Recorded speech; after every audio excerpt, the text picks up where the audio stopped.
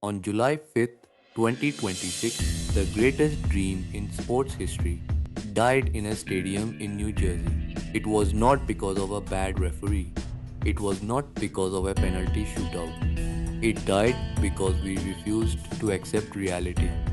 Lionel Messi and Cristiano Ronaldo were never going to play each other in the World Cup final. We just lied to ourselves for 4 years. The 2026 World Cup in North America was supposed to be the ultimate closure. The media called it the last dance. We imagined a storybook ending where Argentina and Portugal marched through the brackets to meet in the final. But football is not a movie script. By the end of this video, you will understand the tactical failures that destroyed this dream, why both players should have retired in 2022, and the bitter truth about how their rivalry actually ended. The dream started because of Qatar. Lionel Messi won the World Cup in 2022, completing football. Meanwhile, Cristiano Ronaldo left the pitch in tears after Portugal was knocked out by Morocco. This created a narrative imbalance. Fans and sponsors immediately looked to 2026, but both players moved to lower intensity leagues. Ronaldo to Al Nassr in Saudi Arabia and Messi to Inter Miami in Major League Soccer.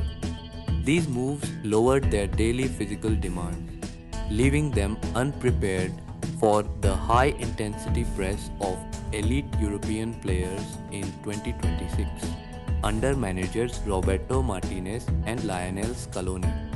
Tactical systems were frozen for 4 years to accommodate stars who were no longer playing at the highest club level.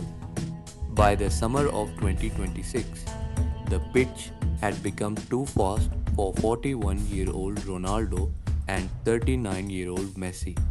Modern football requires high intensity pressing and defensive work from forwards. Roberto Martinez deployed a static system that benched younger, faster forwards like Goncalo Ramos and Diogo Jota to keep Ronaldo in the starting lineup. This clogged the half spaces and restricted the runs of creative midfielders like Bruno Fernandes and Bernardo Silva. On the other side, Lionel Scaloni deployed a lopsided 4-4-2 defensive block to cover Messi's lack of defensive work rate. This forced younger stars like Julian Alvarez to run double the distance, leaving the team physically drained in the knockout stages. The collapse happened in a span of 24 hours. First, Portugal faced France at MetLife Stadium in New Jersey. Ronaldo struggled to escape William Saliba's marking, and an 88th minute header miss from Ronaldo sealed Portugal's fate in a penalty shootout defeat. The next afternoon, Argentina faced Germany at AT&T Stadium in Dallas. Germany's young midfield duo of Jamal Musiala and Florian Wirtz sliced through Argentina's slow defensive block. Messi lost the ball in transition, which led directly to Germany's winning goal. In less than 2 days, the brackets cleared and the last dance final was dead. Here is the bitter truth we must accept. The Messi versus Ronaldo rivalry did not end on the pitch in 2026. It ended years ago. We kept it alive on social media because we were terrified of what comes next. By forcing them into one last dance, we tarnished their legacies. We made them look vulnerable on the world's biggest stage. The rivalry is dead, and the new era of Kylian Mbappe, Erling Haaland, and Jude Bellingham has already begun.